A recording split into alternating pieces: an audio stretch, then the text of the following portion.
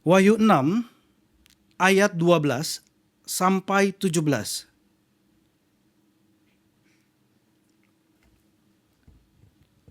Bersama-sama kita baca Wahyu 6 ayat 12 sampai 17. 1, 2, 3. Maka aku melihat ketika anak domba itu membuka materai yang keenam, sesungguhnya terjadilah gempa bumi yang dahsyat, dan matahari menjadi hitam bagaikan karung rambut, dan bulan menjadi seperti bagaikan darah. Dan bintang-bintang di langit berjatuhan ke atas bumi, bagaikan pohon ara menggugurkan buah-buahnya yang mentah. Apabila ia digoncang angin yang kencang, maka menyusutlah langit bagaikan gulungan kitab yang digulung, dan tergeserlah gunung-gunung dan pulau-pulau dari tempatnya. Dan raja-raja di bumi dan pembesar-pembesar serta perwira-perwira dan orang-orang kaya serta orang-orang berkuasa dan semua budak serta orang merdeka bersembunyi ke dalam gua-gua dan celah-celah batu karang di gunung. Dan mereka berkata kepada gunung-gunung dan kepada batu-batu karang itu, runtuhlah menimpa kami dan sembunyikanlah kami terhadap Dia yang duduk di atas tahta dan terhadap murka anak domba itu. Sebab sudah tiba hari besar murka mereka, dan siapakah yang dapat bertahan? Mari kita berdoa. Bapa kami yang di surga, kami sudah membaca firman-Mu. Ajarilah kami ya Tuhan, bukakanlah mata kami dan telinga kami untuk kami bisa mengerti apa yang firman Tuhan katakan. Jangan lewatkan setiap kami ya Tuhan. Jangan lalui kami. Berikanlah berkat-Mu ya Tuhan, melalui sarana anugerah yang boleh Tuhan berikan pada hari ini. Dalam nama Tuhan Yesus kami berdoa dan kami memohon anugerah dan belas kasihan Tuhan. Amin. Saudara, ketika keempat materai pertama dibuka, maka keempat penunggang kedua keluar. Ketika materai pertama dibuka, maka penunggang kuda putih keluar, kemudian mendatangkan penaklukan. 4 penunggang kuda, 4 materai yang dibuka, itu bicara penghakiman Tuhan. Saudara ingat, gulungan kitab itu tidak ada yang bisa buka. Tidak ada yang layak buka. Karena semua manusia berdosa, dan yang hanya bisa buka adalah dikasih tahu kepada Yohanes oleh para tua-tua. Yohanes sedih, Yohanes nangis, gak ada yang layak bisa buka, gak ada yang bisa mampu buka. Lalu para tua-tua itu bicara kepada Yohanes, membisikkan, sesungguhnya anak Daud, singa dari Yehuda, itu layak, dia bisa membukanya. Dia dengar adalah singa, tapi dia lihat anak domba yang tersembelih. Saudara, memang orang Yahudi diajarkan melalui pendengarannya kan ya, yang datang nanti adalah singa dari Yehuda, tunas dari Daud. Memang, tapi kemudian Yesus datang sebagai anak domba yang tersembelih. Dan bersukacita Yohanes yang tadinya meratap seperti tidak ada pengharapan. Dulu hidup di dalam kesengsaraan, tetapi Tuhan selamatkan. Sekarang dia melihat anak domba layak mengambil gulungan kitab itu. Gulungan kitab itu isinya apa? Gulungan kitab itu isinya apa? Satu apa? Penghakiman Tuhan. Satunya lagi, penyelamatan Tuhan. Bicara kehendak Tuhan yang tertulis dalam gulungan kitab itu, yaitu penghakiman Tuhan dan penyelamatan Tuhan. Dan ketika anak domba membuka materai yang pertama, kemudian penunggang kuda putih keluar mendatangkan penaklukan, sebagaimana para penguasa dari Napoleon, bahkan dari sebelumnya dan seterusnya sampai Hitler, sampai segala penguasa saudara keluar. Kemudian setelah materai kedua dibuka, maka kemudian penunggang berkuda yang mendatangkan kekerasan terjadi, yang membawa pedang besar. Lalu materai ketiga dibuka, penunggang berkuda yang mendatangkan kelaparan datang. Inflasi 8 kali sampai 16 kali lipat terjadi. Kemudian materai keempat dibuka, maka kematian datang. Maut, penunggang kudanya adalah maut dan Hades mengikutinya. Kerajaan maut itu mengikuti dan mereka mendatangkan kesengsaraan, dan kesengsaraan ini ada di sepanjang zaman. Lalu ketika materai kelima ini dibuka, sebagaimana minggu lalu kita sudah mendengarkannya, ada jiwa-jiwa para martir yang berada di senter, di tata Allah. Mati di tengah-tengah kesengsaraan daripada keempat materai ini. Dan ketika materai ke-6 dibuka, ini bukannya tidak ada kaitan. Ini ada kaitannya dari materai 1 sampai materai ke-5 sampai ke-6. Materai yang kelima dibuka adalah kesengsaraan dan orang percayanya pun termasuk di dalamnya. Sekarang ketika materai kelima dibuka dan orang yang para martir berdoa memohon keadilan Tuhan ditegakkan. Dan materai ke-6 adalah jawaban daripada materai yang kelima. Tuhan menjawab doa mereka. Doa yang memohon keadilan Tuhan, doa yang memohon pembalasan Tuhan. Tuhan, sampai berapa lama lagi Tuhan baru akan membalaskan keadilan dan memberikan keadilan. Tuhan yang kudus, Tuhan yang benar. Lalu Tuhan katakan sampai genap waktunya, sampai orang-orangnya tercukupi, yang sudah ditentukan itu genap. Artinya akan ada orang-orang percaya yang akan datang kemudian. Artinya bahwa penginjilan kita tidak akan sia-sia. Karena akan ada orang-orang percaya yang datang kemudian. Dan saudara, jadi ketika Kristus membuka materai ke-6, hari murka Tuhan telah tiba. Dan mengenai hari murka Tuhan, Yesaya juga katakan di dalam Yesaya 24. Saudara nggak usah buka, saya bacakan. Yesaya 24 ayat 1 Perjanjian Lama mengatakan, sesungguhnya Tuhan akan menyapu bersih bumi dan menelantarkannya, akan membalikkan permukaannya dan menyerahkan penduduknya. Kalau tadi kita dengar lagu, di hari Natal ada sunyi sepi juga. Tetapi berkat Tuhan diberikan melalui seorang bayi yang lahir di dalam palungan. Sama sunyi sepi. Tetapi kesunyian yang dikatakan di dalam Yesaya 24 ayat 1 ini adalah kesunyian karena murka Tuhan. Berbeda. Kalau dulu ada berkat Tuhan, yang kemudian datang adalah kutukan daripada Tuhan. Dan Yesaya 24 ayat 21 pasal yang sama mengatakan, pada hari itu Tuhan akan menghukum tentara langit di langit dan raja-raja di bumi di atas bumi. Mari kita buka bersama-sama Yesaya 34 ayat 4, dan ini adalah yang paling penting dalam nubuatan Yesaya yang berkaitan dengan perikop kita hari ini. Yesaya 34 ayat 4.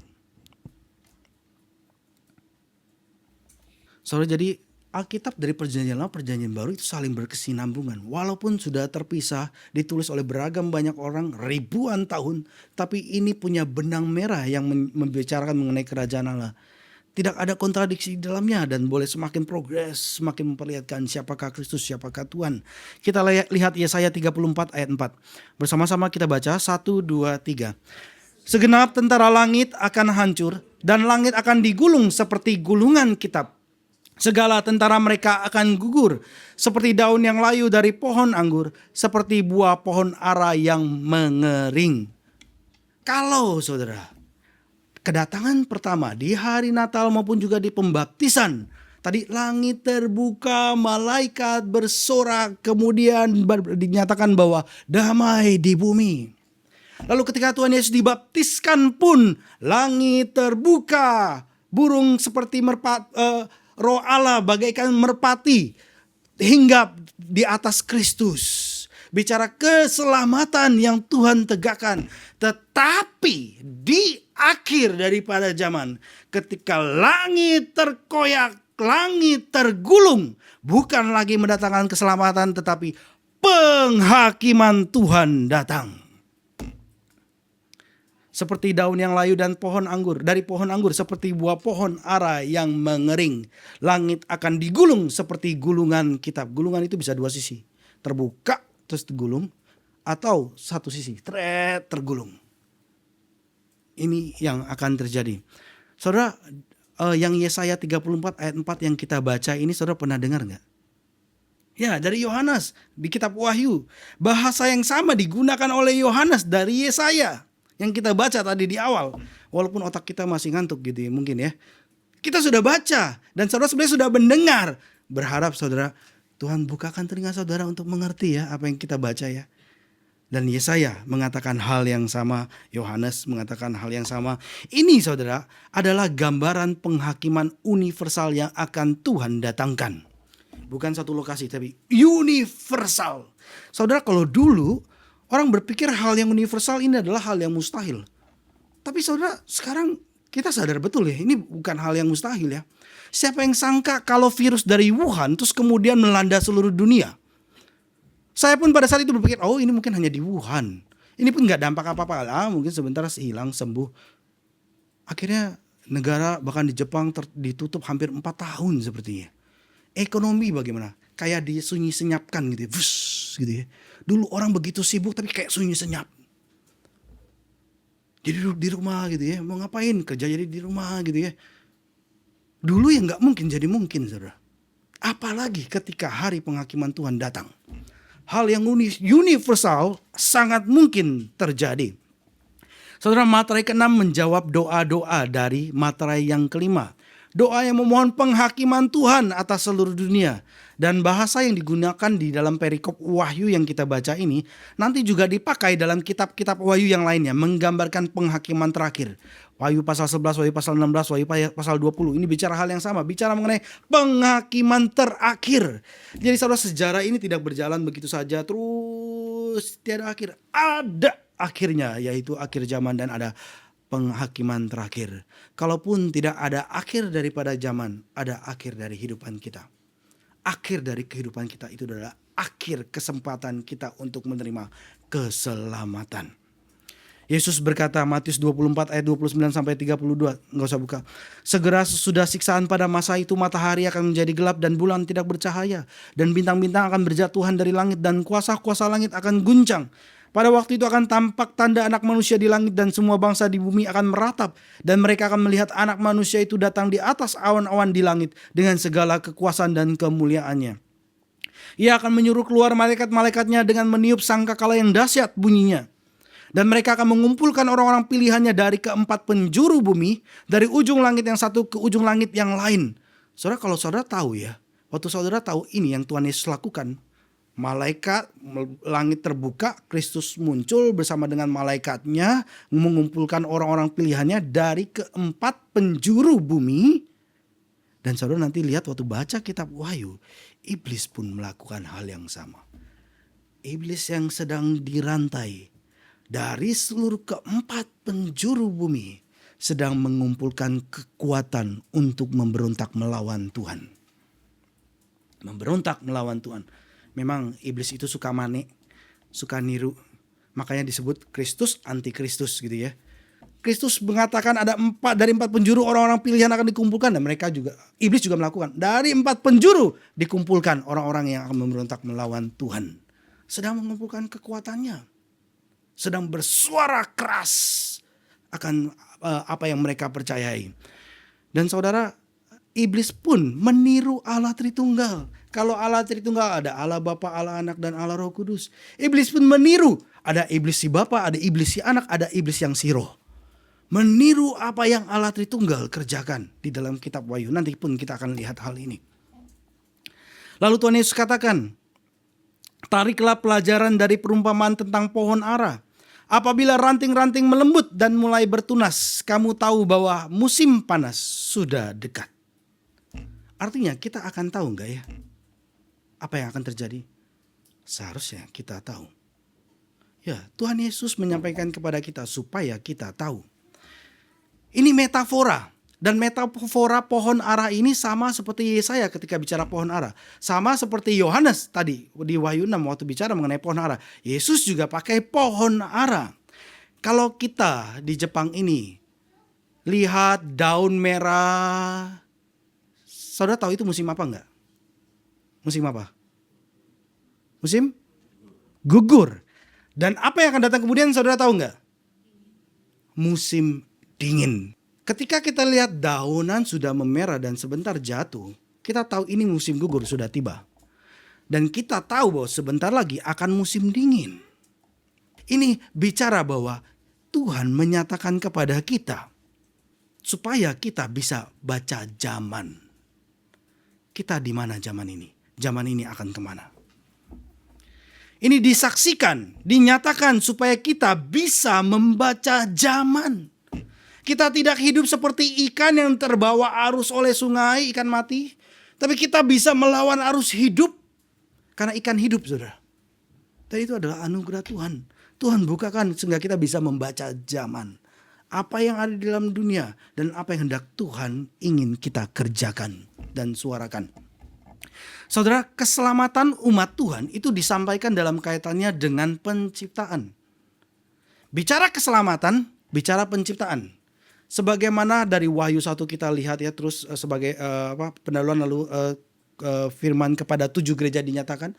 Lalu Wahyu 4, saudara ingat, bicara puji-pujian kepada oleh tua-tua, oleh malaikat, oleh 4 makhluk, pujian kepada Tuhan, pujian kepada Sang pencipta atau penebus. Wahyu 4. Pencipta, betul. Mereka memuji Tuhan yang mencipta begitu baiknya, Tuhan yang maha kuasa, Tuhan yang benar, Tuhan yang adil. Memuji Tuhan yang sebagai Sang Pencipta. Dan lalu kita masuk ke Wahyu 5 ya. Tadi Wahyu 4. Terus kita masuk ke Wahyu 5. Berbicara mengenai Tuhan Sang Penebus. Dilihat ada anak domba yang tersembelih. Ini seperti kembang api ketika begitu indahnya Tuhan. Makin indah gitu. Makin heboh, makin agung. Wahyu ingin memperlihatkan kita seperti itu. Dan kemudian saudara, tadi penebusan terkait dengan penciptaan. Di Wahyu 6 juga sama. Wahyu 6 ada penghukuman Tuhan. Kalau tadi ada penebusan yang adalah penyelamatan Tuhan, di Wahyu 6 ada penghakiman Tuhan. Disertai dengan, kalau tadi penciptaan, di Wahyu 6 ada disertai dengan padanannya apa? Kehancuran penciptaan.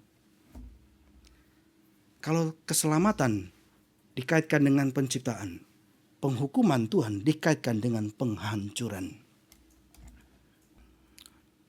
Penghakiman Allah disampaikan dalam kaitannya dengan penghancuran ciptaan. Dan di Matius ke-6, 6 hal yang terjadi pada alam ciptaan yang telah rusak.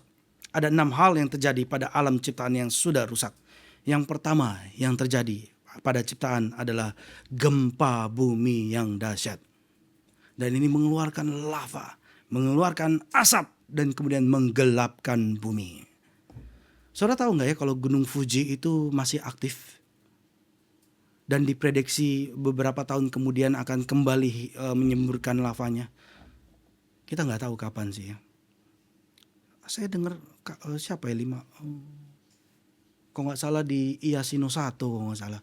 Dekat Kawaguchiko itu dia ada museum sejarahnya. Dan dikatakan kalau nggak salah 100 tahun atau mungkin sekarang sudah waktunya atau berapa puluh tahun lagi begitu ya. Akan menyemburkan lagi saudara. Dan ini saudara, gempa bumi yang dahsyat. Ini yang pertama dari yang bisa kita lihat. Saudara, dunia dalam dosa. Manusia berdosa, di bawah kutuk. Alam ciptaan pun dikutuk. Tetapi ketika Tuhan Yesus menyelamatkan, maka manusia yang tadinya mati secara rohani, terus kemudian dibangkitkan secara rohani. Yang tadinya mati sekarang hidup.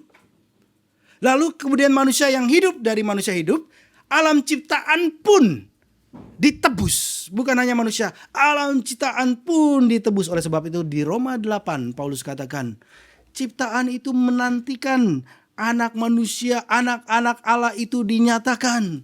Seperti sakit bersalin menantikan keselamatan yang daripada Tuhan. Dikatakan dalam Roma 8. Dan betul saudara, ketika dunia di dalam kutukan, maka alam ciptaan pun di dalam kerusakan. Yang pertama terjadi adalah gempa bumi yang dahsyat. Dan goncangan seluruh ciptaan ini kemudian akan membuka jalan bagi ciptaan yang baru pada saat Kristus datang kembali. Ada gempa bumi, tapi kemudian dari gempa bumi kemudian muncul jalan keselamatan. Kita buka Hagai 2 ayat 6 sampai 7. Kita buka Hagai 2 ayat 6 sampai 7. Kalau saudara yang pakai Alkitab buku ayat 7 sampai 8. Kita baca bersama-sama Hagai 2 ayat 6 dan 7, 1, 2, 3. Sebab beginilah firman Tuhan semesta alam. Sedikit waktu lagi maka aku akan menggoncangkan langit dan bumi, laut dan darat. Aku akan menggoncangkan segala bangsa, sehingga barang yang indah-indah kepunyaan segala bangsa datang mengalir. Maka aku akan memenuhi rumah ini dengan kemegahan, firman Tuhan semesta alam. Setelah penghancuran kemudian ada jalan yang baru yang Tuhan ciptakan. Kemudian Ibrani 12 ayat 26 sampai 27. Ibrani 12 ayat 26 sampai 27. Saudara, kemudian kita melihat lagi setelah ada gempa bumi, kemudian matahari dan bulan menjadi gelap. ketika bicara matahari dan bulan menjadi gelap, ini bicara kejatuhan kerajaan-kerajaan dan seluruh bumi berada di bawah penghakiman Tuhan. Matahari menjadi hitam bagaikan karung rambut. Itu bicara apa ya saudara? Pakaian kabung. Matahari pakai kain kabung. Ini bicara penghinaan dan perkabungan. Kesedihan yang datang. Lalu bulan yang berwarna merah, ini bicara bencana yang tertunda. Saudara kalau lihat bulan warna merah, saudara merasakan rasa ngeri atau sukacita? Ngeri ya? Iya, memang ini bicara tentang bencana yang akan datang. Bencana yang tertunda. Dan Wahyu 6 ayat 13 kita baca bersama-sama. Ini apa yang ada di langit, apa yang ada di dalam alam ciptaan. Dan ini saudara bicara hal yang tidak dapat dikontrol dan tidak dapat dikuasai oleh manusia. Begitu banyak hal yang tidak dapat dikuasai oleh manusia. Bukan hanya kehidupan keluarga kita di masa yang akan datang. Kehidupan kita sendiri pun kita tidak tahu apa yang akan ada di masa yang akan datang. Dan bicara mengenai hal ini saudara. Levelnya adalah God level. Kita baca bersama-sama. 1, 2, 3. Dan bintang-bintang di langit berjatuhan ke atas bumi. Bagaikan pohon ara menggugurkan buah-buahnya yang mentah. Apabila ia digoncang angin yang kencang. Ini bisa secara literal bicara bahwa banyaknya meteor yang jatuh ke bumi. Dan ini juga bisa bicara secara simbolis. Baik secara literal maupun secara simbolis, ini kedua-duanya menimbulkan hal yang sama, yaitu menimbulkan teror pada hati manusia. Jangankan gempa ya, gempa yang besar, gempa misalkan skala 7, 8 gitu ya. Gempa yang skala 6, 5, 6 aja itu sudah membuat kita lari gitu ya, ketakutan gitu ya. Apalagi sadar kalau rumahnya sudah tua. Apalagi saudara baru datang dari Indonesia, datang ke Jepang gitu ya. Ketemu gempa sedikit mungkin udah wow apa nih gitu ya, gimana gitu ya. Ada teror kan ya. Ini terornya lebih dahsyat saudara. Terornya mengerikan. Dan itu muncul dari dalam hati. Saudara, Yesus berkata akan terjadi hal-hal yang menakutkan dan tanda-tanda yang dahsyat dari langit. Lukas 21 ayat 11. Dan hal yang sama dikatakan dalam kitab Wahyu yang tadi kita baca. Maka menyusutlah langit bagaikan gunungan kitab yang digulung. Dan gambaran-gambaran ini memastikan bahwa peristiwa-peristiwa ini terjadi pada akhir sejarah. Sebelum akhir sejarah apakah ini tidak terjadi? Ada terjadi. Intensitasnya semakin memuncak. Saudara, kalau orang jalan-jalan ke Jepang akan datang kemana ya? Pergi kemana kira-kira ya? Simbol atau ikon daripada Jepang. Saudara akan pergi ke Gunung Fuji. Tetapi saudara, benda-benda yang telah melambangkan keabadian selama berabad-abad. Gunung-gunung, pulau-pulau disingkirkan dari tempatnya. Dan ini menggambarkan apa yang dirayakan nanti dari kitab Wahyu. Segala sesuatu yang lama itu telah berlalu. Yang baru datang. Saudara, secara keseluruhan gambaran ini mau menyatakan kehancuran dunia yang sudah rusak. Dunia sudah rusak, dunia semakin hancur karena kejatuhan Adam di dalam dosa. Dan dunia dikutuk karena menolak anak Allah. Dan ketika itu terjadi, maka teror dan ketakutan yang tidak terelakkan datang. Sehingga nanti akan dinyatakan apa yang terjadi dengan sekelompok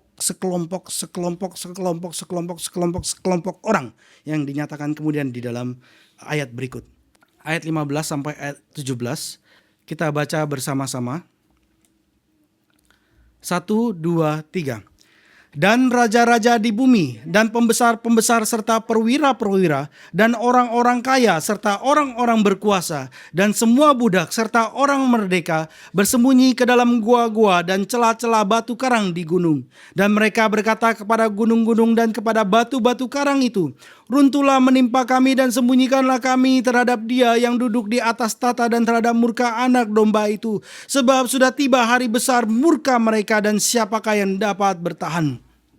Kalau tadi, saudara perhatikan ya, di materai ke-6 dibuka, lalu kita melihat apa yang terjadi pada 6 ciptaan yang telah rusak. 6. Sekarang kita melihat 6 kelompok manusia berdosa yang mendapatkan hukuman Tuhan. Sekali lagi ya, kalau tadi materai ke-6 dibuka, kemudian di dalam alam ciptaan 6 peristiwa terjadi, kemudian kepada manusia 6 kelompok manusia ini suatu hal terjadi. Dan saudara, seperti yang saya katakan tadi, alam berkaitan dengan manusia, manusia berkaitan dengan alam. Jatuh ke dalam dosa maka mengalami kutukan. Tapi ketika Tuhan selamatkan maka melalui manusia dan juga kemudian alam ditebus. Ini adalah penghakiman dan penyelamatan yang Tuhan kerjakan hingga saat ini, hingga pada akhirnya nanti akan disempurnakan. Dan saudara, ketika Tuhan mendatangkan penghakiman, perbedaan kelompok itu menjadi tidak berarti. Karena Tuhan akan menghakimi semua orang. Allah akan menghakimi semua orang tanpa memandang kedudukan sosialnya apa. Tanpa memandang posisi politiknya apa. Pendukung Prabowo, pendukung Ginanjar, pendukung Anies. Enggak memandang posisi politiknya apa. Enggak memandang ekonomi mereka bagaimana. Mereka semua di bawah hukuman Tuhan.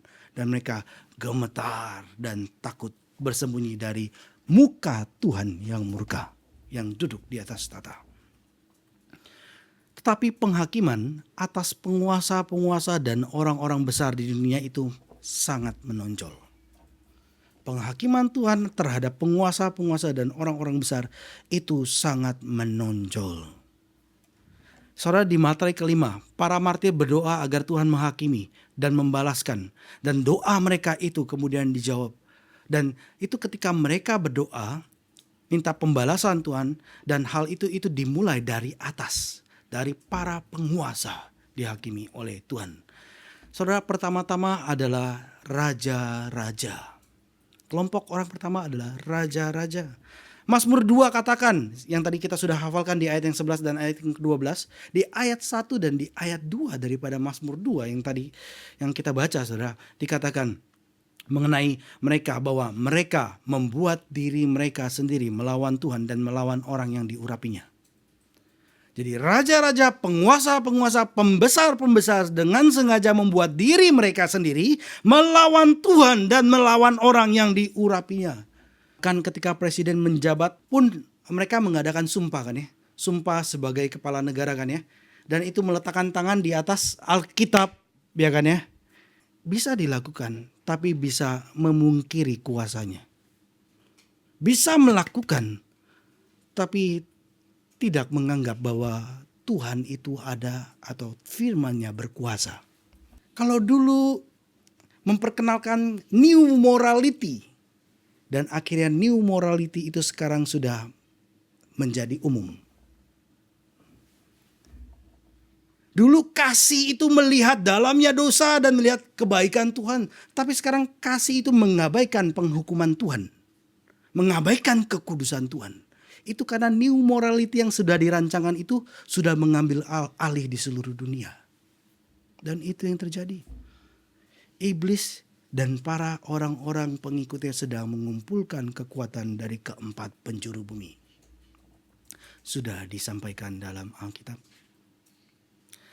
Para penguasa, raja-raja melawan Tuhan dan melawan orang yang diurapinya. Maksudnya bicara melawan siapa? Kristus. Dan sekarang kemudian di ayat yang ke-9, kalau saudara lihat tadi Mazmur 2 ayat 1 dan 2. Lalu kemudian di Mazmur 2, Mazmur yang sama di ayat yang 9. Kemudian dinyatakan sekarang mereka dipatahkan dengan gada besi. Dan kemudian pada ayat 11 dan 12 itu adalah ayat yang kita baca kemudian. Datang menjadikan Yesus sebagai Raja dan Tuhan. Kalau kita belum masuk ke dalam kerajaan Allah, kalau kita belum pernah melihat, kalau kita belum dilahirkan, maka saudara kita nggak bisa. Kita nggak bisa. Kita bisa nyanyi, bisa. Tapi kita nggak bisa menghidupi apa itu yang namanya mengasihi Tuhan. Butuh anugerah dan belas kasihan Tuhan. Butuh permohonan kepada Tuhan sebagai orang yang Tuhan saya nggak bisa berbuat apa-apa. Tuhan saya adalah orang yang begitu lemah. Saya orang yang gak ada pengharapan. Dan pengharapan kami hanya ada padamu Tuhan dalam Yesus Kristus. Saudara, mereka bersama para wakil mereka. Raja-raja bersama dengan para wakil mereka. Pembesar mereka, perwira-perwira mereka. Bisa sebagai pangeran. Bisa sebagai anggota kabinet yang ikut serta dalam pemerintahan yang fasik di bumi. Dan mereka bergabung dengan para jenderal yang menikmati kemuliaan militer, tapi sekarang menghadapi murka ilahi pada akhirnya. Kemudian yang keempat adalah orang-orang kaya. Orang-orang kaya itu seringkali punya kendali yang besar. Ada uang seberapa besar bisa mengendalikan gitu ya. Orang kaya seringkali punya kendali, bahkan lebih besar daripada raja. Bahkan lebih besar daripada presiden. Tetapi mereka juga akan menghadapi penghakiman yang sama. Anehnya saudara, orang kaya kan punya kekuatannya di dalam keuangan. Tetapi keuangan inilah yang membuat dia berdosa. Seringkali seperti itu loh. Tuhan sudah kasih kita talenta, tetapi malah lewat talenta itu malah kita memberontak melawan Tuhan. Mengerikannya manusia yang berdosa saudara. Kita punya dikasih Tuhan, malah kita pakai untuk sembarangan. Dengan arti kata melawan Tuhan saudara. Baik orang kaya, baik pembesar, mereka semua menghadapi penghakiman yang sama. Bersama dengan mereka juga ikut mereka yang punya pengaruh, mereka yang punya kuasa. Dan semua jenis orang ini menjalankan dunia dalam pemberontakan terhadap Tuhan. Dan bersama-sama menentang Injil Tuhan, menentang pemerintahan kerajaan Allah yang telah Tuhan tegakkan. Di mana rajanya adalah Yesus. Nggak mau Yesus, maunya saya. Nggak mau Yesus rajanya, orang lain saja. Mereka bersama ada di kelas atas, ada di kelas bawah. Dan semua orang baik budak maupun orang berdosa bersama-sama melawan Allah. Mereka semuanya ini sekarang berhadapan dengan penghukuman yang mengerikan karena pemberontakan mereka terhadap Tuhan. Dan mereka semua dihakimi dan dihukumi oleh Tuhan. Dan mereka menanggapi dengan dua cara. Berespon dengan dua cara. Yang pertama adalah mereka melakukan usaha yang sia-sia dengan melarikan diri. Orang-orang berseru, gunung-gunung, bukit-bukit batu runtuhlah menimpa kami dan sembunyikanlah kami. Artinya saudara, nggak ada yang lebih buruk daripada penghakiman yang telah tiba. Nggak ada yang lebih buruk daripada murka Tuhan. Ketika muka Tuhan ini diperhadapkan kepada kita, matilah kita gitu ya. Lebih baik saya mati daripada ketemu dengan kehadiran Tuhan. Ketika bencana melanda suatu negara, biasanya para diktator itu akan simpan uangnya di rekening bank Swiss. Para jenderal akan pakai pesawat jet yang sudah tunggu mereka di tempat yang aman. Bahkan masyarakat umumnya pun punya cara untuk menghindari bencana. Tetapi ketika Allah datang untuk melaksanakan penghakimannya, tidak akan ada seorang pun yang bisa luput. Tidak ada seorang pun yang bisa luput. Pada hari itu semua orang yang tinggi dan rendah, kaya dan miskin, orang merdeka atau budak akan meringkuk di hadapan murka Tuhan. Dan dari kengerian universal pada hari kemurkaan itu mereka tidak bisa melarikan diri. Ketika mereka melakukan usaha sia-sia melakukan pelarian diri pun, pelarian diri itu pun adalah teror yang Tuhan datangkan. Lari itu pun teror. Berusaha bersembunyi itu pun teror yang ada pada mereka. Takut, gelisah mereka alami dalam penghakiman Tuhan. Oleh sebab itu mereka lebih baik mati daripada berhadapan dengan Dia yang duduk di atas tahta. Ini suatu keadaan yang sama seperti Adam dan Hawa yang melarikan diri dari Allah di Taman Eden. Ketika Adam dan Hawa jatuh dalam dosa, mereka bersembunyi. Tuhan hadir, mereka nggak mau kehadiran Tuhan. Kehadiran Tuhan lebih mengerikan daripada kematian. Nggak heran ketika saudara mengabarkan Injil, mereka akan mengabaikan kematian mereka yang adalah upah dosa adalah maut, itu pasti datang. Sehingga nggak mau terima itu Injil. Terus Injil kayak disingkirkan. Nggak mau bertemu dengan hadirat Tuhan. Saudara, ketika saudara dalam peperangan rohani di bulan Desember ini khususnya saudara, kiranya Tuhan memberikan saudara kekuatan. Ini peperangan rohani. Kiranya mereka yang di dalam kegelapan boleh melihat terangnya yang ajaib. Baru tahu apa itu yang namanya damai sejahtera di bumi ketika bertemu dengan Kristus. Saudara, sebagaimana iblis yang berusaha mengumpulkan kekuatannya dari keempat penjuru bumi, umat manusia bersatu untuk menghindari wajah Sang Pencipta. Dan terhadap Dia mereka telah memberontak dengan kejam. Dan di sini diperlihatkan kepada kita bahwa yang ditakuti oleh orang-orang berdosa sekali lagi bukanlah kematian, tetapi kehadiran Allah yang dinyatakan. Manusia yang tertekan, berseru dalam keputusasaan. Siapakah yang dapat bertahan, dikatakan. Siapakah yang dapat bertahan di hari murka Tuhan ini? Siapa yang dapat bertahan? Ada jawabannya, saudara. Ini waktu ayat 17 dikatakan siapa yang dapat bertahan, langsung dijawab. Jawabnya itu biasa di mana? Berikutnya, tepat sekali. Jawabannya adalah di pasal yang ke-7. Jawaban dari pertanyaan mereka ditunjukkan dalam pasal ke-7. Sejumlah besar orang percaya yang telah ditebus, yang percaya kepada Injil, mengakui pengampunan dan keselamatan yang telah mereka terima di dalam Yesus Kristus. Mereka adalah orang-orang yang percaya sungguh-sungguh, percaya Yesus sebagai juru selamat dan Tuhan mereka. Hidup mereka bukan mereka lagi, tetapi Tuhan. Dan dengan cara yang demikian mereka dibebaskan dari murka yang akan datang. Dan Yohanes melihat di ayat yang ke-9 dan 10 dari pasal 7 dikatakan, suatu kumpulan besar orang banyak yang tidak bisa dihitung banyaknya dari tiap-tiap bangsa, tiap-tiap suku, tiap-tiap kaum, tiap-tiap bahasa.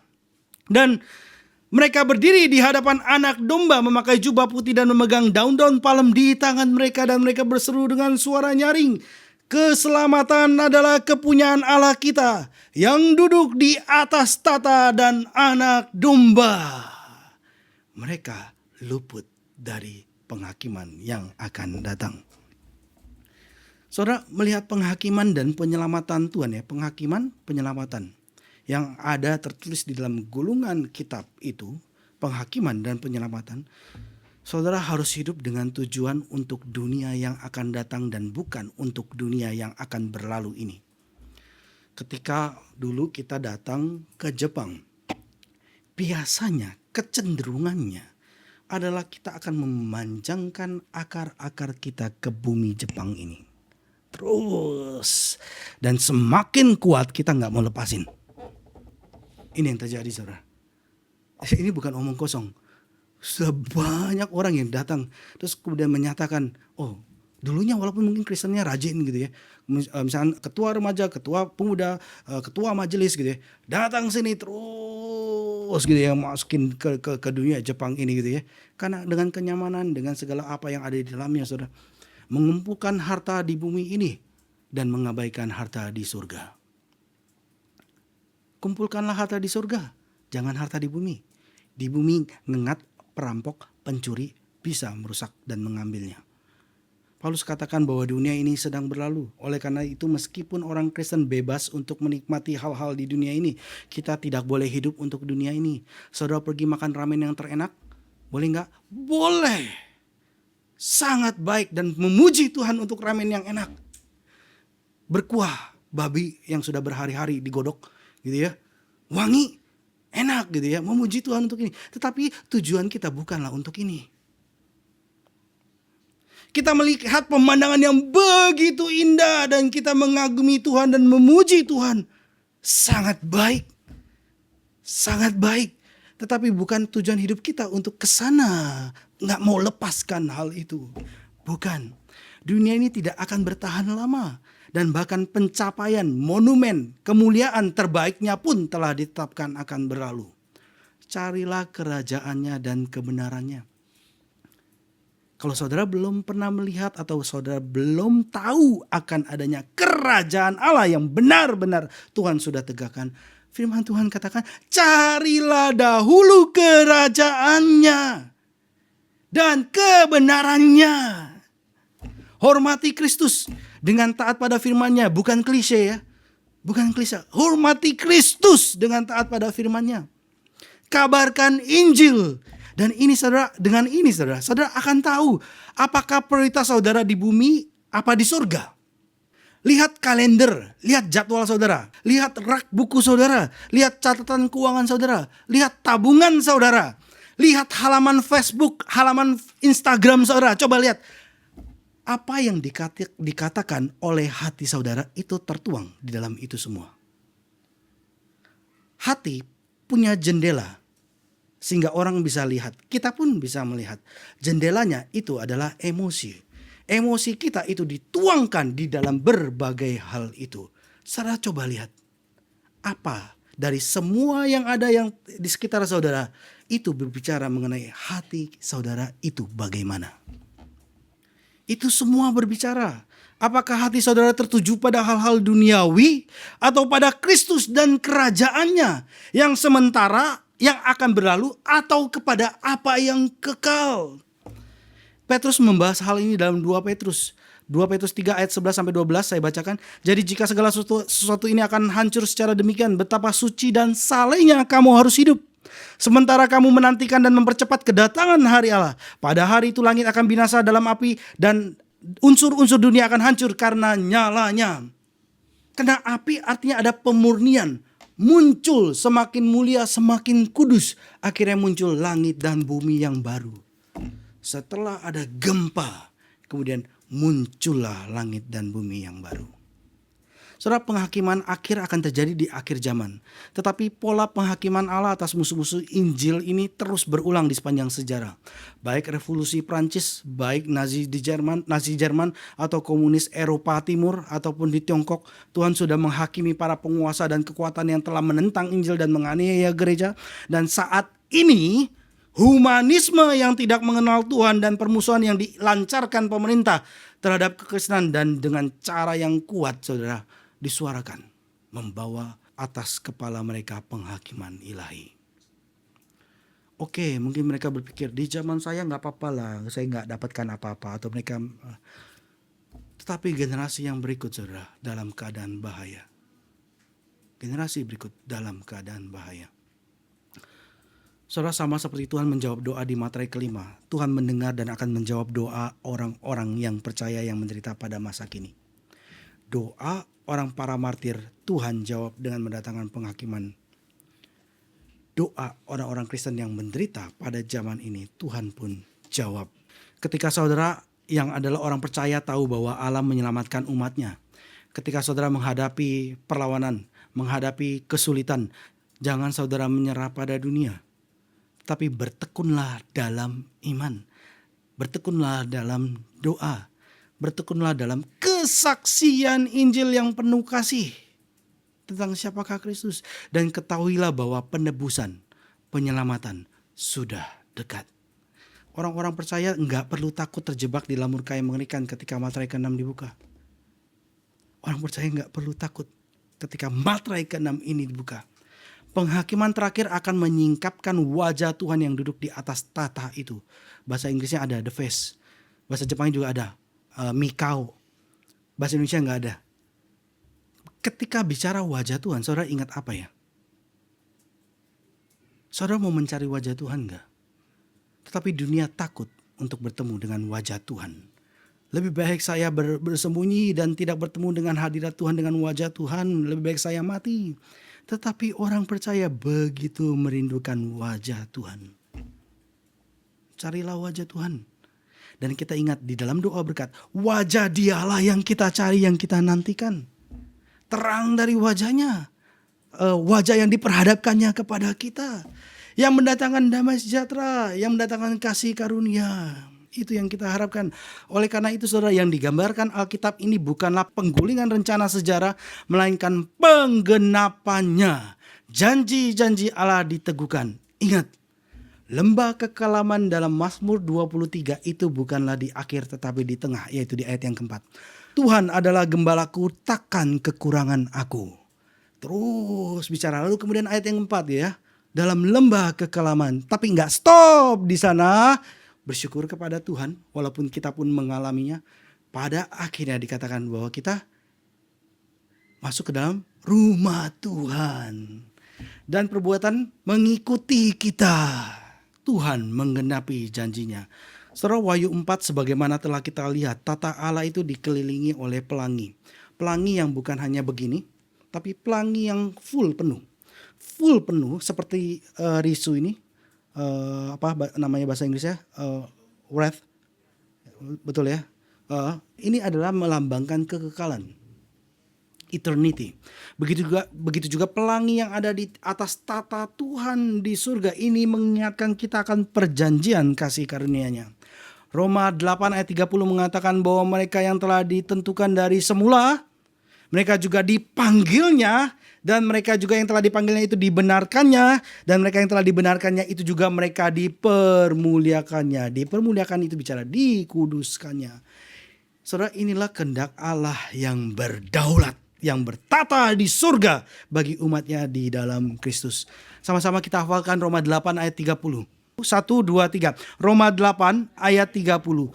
Mereka yang ditentukannya dari semula, mereka itu juga dipanggilnya. Mereka yang dipanggilnya, mereka itu juga yang dibenarkannya. Mereka yang dibenarkannya, mereka itu juga yang dimuliakannya.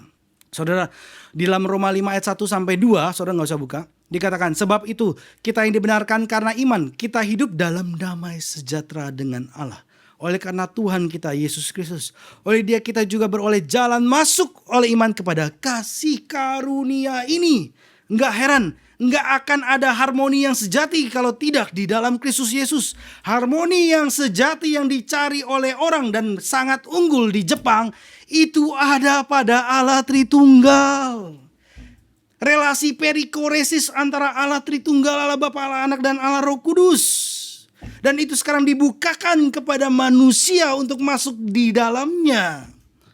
Dan oleh Dia kita juga beroleh jalan masuk oleh iman kepada kasih karunia ini. Di dalam kasih karunia ini kita berdiri dan kita bermegah dalam pengharapan akan menerima kemuliaan Allah. Saudara membaca bagian yang menyedihkan dalam Alkitab seperti Wahyu 6 ini, saudara mungkin bertanya, apakah saya akan selamat dari penghakiman di akhir zaman ini? Akan malapetaka yang datang, saudara yakin saudara akan bisa selamat? Hanya ada satu cara yang pasti untuk menjawab pertanyaan ini. Saudara harus percaya kepada berita Injil. Dengan percaya kepada Yesus, saudara akan dibebaskan dari murka yang sekarang, bahkan, dan murka yang akan datang. Saudara, sebagaimana dalam kitab Wahyu 7, setiap jiwa yang dimateraikan oleh Yesus di dunia ini akan tahan terhadap penghakiman dunia yang akan datang. Setiap orang akan tahan uji. Setiap orang yang dimateraikan akan bertahan melewati penghakiman dunia ini. Saudara yang sudah mendengar Injil tetapi belum percaya, saat ini adalah saat kasih karunia. Saat ini adalah kesempatan untuk memperoleh keselamatan. Dan saat ini akan berakhir dan diikuti oleh penghakiman terakhir dan murka ilahi. Kalau saudara belum sungguh-sungguh percaya kepada Yesus, saudara tidak bisa melarikan diri dari murka juru selamat yang telah saudara tolak secara pribadi. Umat manusia sudah menolak anak domba yang telah disembelih untuk pengampunan dosa dan sekarang akan menderita murka Allah di tangannya.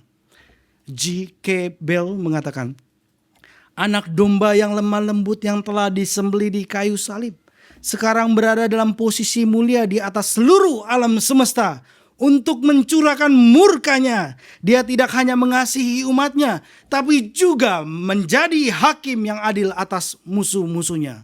Saudara, ketika satu-satunya juru selamat dunia sudah menjadi hakim yang murka, maka tidak ada keselamatan bagi mereka yang sebelumnya tidak datang kepada Yesus dengan iman yang rendah hati dan pertobatan sungguh-sungguh. Tuhan, saya manusia berdosa. Tuhan, saya butuh pertolongan Tuhan. Saya tidak pernah memikirkan Tuhan. Kalau saya mau datang Tuhan pun karena saya mau mencari mendapatkan sesuatu daripada Tuhan. Ampunilah saya Tuhan, dan kiranya Tuhan boleh mendengarkan ratapan dan tangisan saudara. Penuh pertobatan dengan kerendahan hati beriman kepada Yesus Kristus. Saudara, pada bulan Mei tahun 1980, para ahli geologi melihat tanda-tanda peringatan bahwa gunung St. Helens di Washington akan segera meletus. Dan setelah meletus itu akan ada letusan abu dan api yang sangat besar terjadi diperkirakan. Lalu ada yang namanya Harry Truman, seorang pengurus sebuah penginapan di Spirit Lake, itu 8 km arah utara daripada gunung ini, gunung vulkanik. Dan dia dengar peringatan itu di radio, dia dengar peringatan itu di televisi. Dan ketika polisi berusaha mengevakuasi daerah tersebut, lalu Harry Truman ini menolak untuk mengungsi. Teman-temannya mendesak dia gitu ya, kontak dia, ayo cepat-cepat mengungsi. Lalu ada juga yang mendesak dia untuk mengungsi, tapi Harry Truman itu nggak melihat itu dengan serius. Dia mengabaikan peringatan itu, dan dia muncul di TV. Dia muncul di TV dan menertawakan bahaya itu. Rekamannya ada, ya, menertawakan bahaya itu. Tapi pada jam 8.31 pada tanggal 18 Mei tahun 1980, gunung itu meledak Dan jutaan ton batu itu terlempar ke udara. 16 kilometer ke atas, terbang jauh ke langit. Lalu kemudian shock waves datang menghantam gunung itu dengan begitu cepat. Dengan kecepatan yang lebih daripada kecepatan suara menghantam gunung itu. Bang gitu ya. Dan kemudian segala sesuatu dalam jarak 204 kilometer persegi itu menjadi diserakan dan menjadi rata. Bah, saudara. Dan setelah itu tidak ada tanda-tanda kalau Harry Truman itu ditemukan. Dia hancur dalam bencana yang dengan bodohnya dia tolak berita keselamatan. Padahal dia bisa dengan mudah selamat sebelum saatnya tiba. Saudara, Mazmur 2 ini bicara mengenai raja-raja dan penguasa-penguasa dan orang-orang yang memberontak melawan Tuhan. Di awal tadi saya sudah katakan. Dan Mazmur 2 juga bicara mengenai kehancuran mereka di bawah gada besi Kristus di ayat yang 9.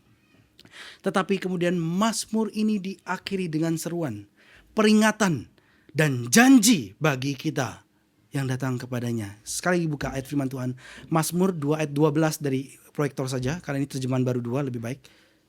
Sama-sama kita baca ayat 12, 1, 2, 3.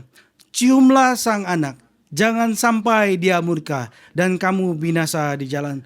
Sebab mudah sekali murkanya menyala. Berbahagialah semua orang yang berlindung padanya. Diberkatilah semua orang yang berlindung kepadanya. Datanglah selagi Tuhan masih memberikan kesempatan. Mari kita tunduk kepala, kita berdoa. Minta Pak Kris pimpin kita dalam doa.